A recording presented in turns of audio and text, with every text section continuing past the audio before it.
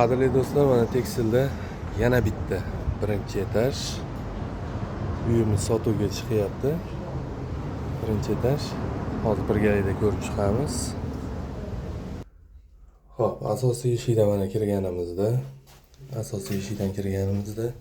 chap qo'lini sanuzel polностью kafel qilingan ekan. Ariston qoladi. Pachogini remontini qilishyapti ekan, uni to'g'rilab berishadi, shuning uchun yotqizib qo'yishibdi. Xo'p, ba'dan bitta xolodilnik chiqib ketadi. Xolodilnik, mana yerda bitta televizor bor. O'sha televizorni olib chiqib ketishadi.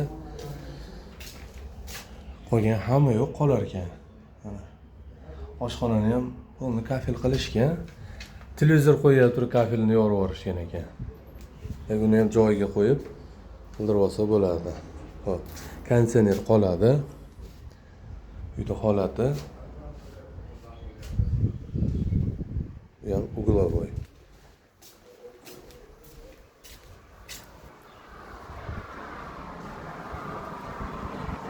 Birinchi etajda yo'lda bo'yida mana olib biznes qilish uchun, biror nima qilish uchun, misol qiziqqanlar bo'lsa, bemalol aloqaga chiqaverasizlar.